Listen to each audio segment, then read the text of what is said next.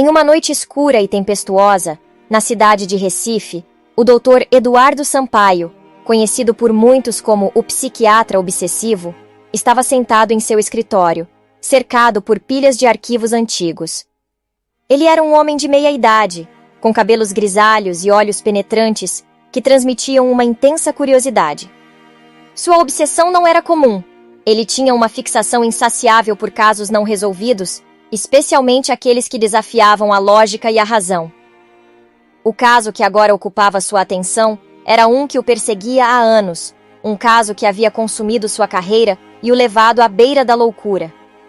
Era o caso da Casa Assombrada do antigo Hospício de Recife, um lugar que, segundo relatos, estava repleto de atividades paranormais. A casa, uma estrutura gótica imponente, ficava no coração da cidade. Sua fachada, desgastada pelo tempo, era marcada por janelas quebradas e uma porta de madeira que rangia ao mais leve toque do vento.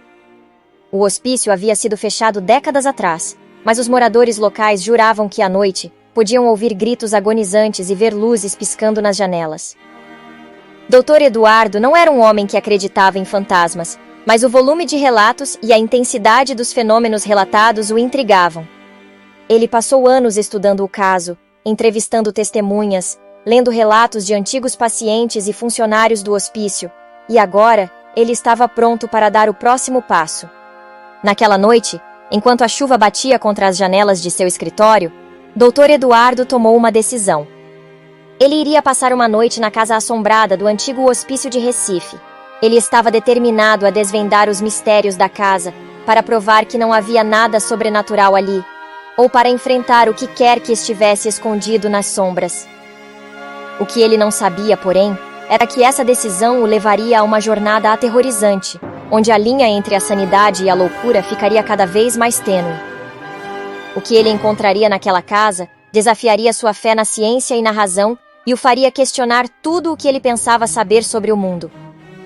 E assim, naquela noite tempestuosa, começou a história do psiquiatra obsessivo e a Casa Assombrada do antigo Hospício de Recife.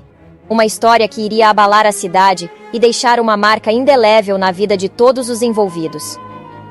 Com uma lanterna em mãos e um gravador de voz para documentar suas observações, o Dr. Eduardo adentrou a Casa Assombrada do antigo Hospício de Recife. O vento uivava, fazendo a casa gemer e ranger em protesto enquanto ele explorava os corredores escuros e salas vazias. A cada passo, o piso de madeira rangia, ecoando pelo silêncio opressor. A primeira hora de sua investigação foi tranquila. Ele vasculhou os cômodos, observando os móveis antigos cobertos de poeira e os restos de equipamentos médicos que haviam sido deixados para trás. Mas à medida que a noite avançava, coisas estranhas começaram a acontecer. Primeiro foi o som de passos no andar de cima. Ele subiu as escadas rangentes, buscando a fonte do ruído, mas não encontrou nada além de corredores vazios. Em seguida foram os sussurros, vozes suaves que pareciam vir de todos os lugares e de lugar nenhum ao mesmo tempo, falando em um tom baixo e urgente que ele não conseguia entender.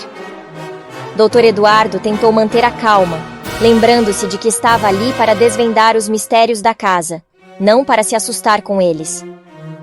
Ele continuou sua investigação, mas os fenômenos só aumentavam.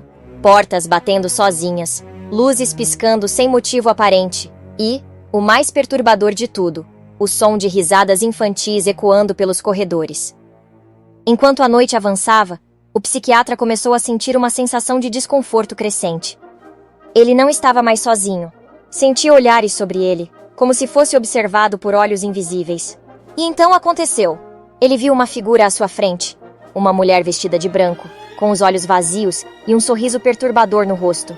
Ele tentou se aproximar, mas a figura desapareceu, deixando apenas um rastro de frio.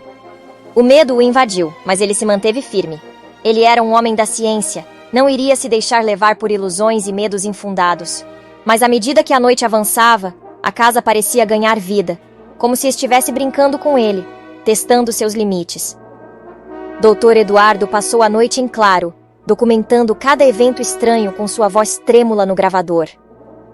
Ele estava assustado, mas também fascinado. Ele sabia que estava à beira de um grande mistério, algo que poderia mudar tudo o que sabia sobre o mundo.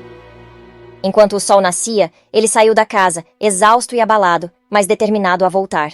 Ele precisava de respostas. Precisava entender o que estava acontecendo naquela casa.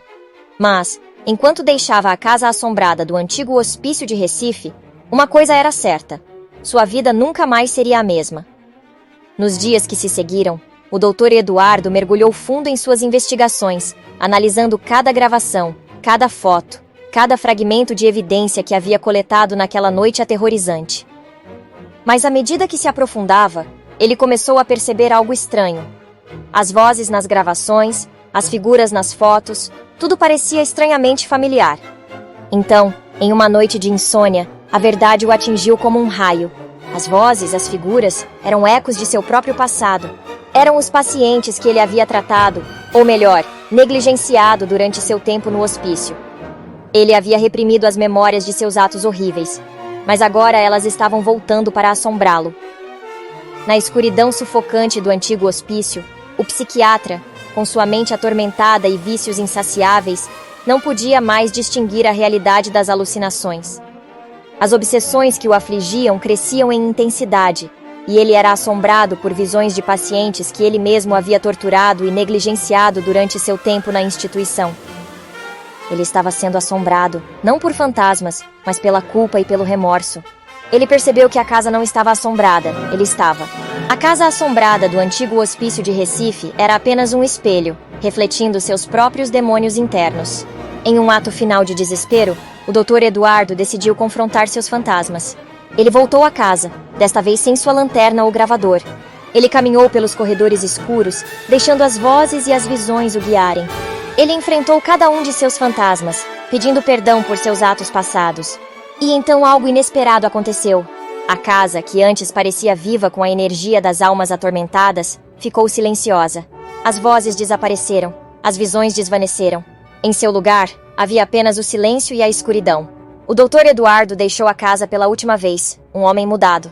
Ele havia enfrentado seus demônios e, de alguma forma, encontrou a paz. Ele abandonou sua obsessão pelos casos não resolvidos e dedicou o resto de sua vida a ajudar aqueles que estavam sofrendo, na esperança de compensar os erros de seu passado. E assim, a história do psiquiatra obsessivo e a casa assombrada do antigo hospício de Recife chegou ao fim. Mas a lenda da casa continua, um lembrete sombrio do passado da cidade e do homem que uma vez tentou desvendar seus mistérios.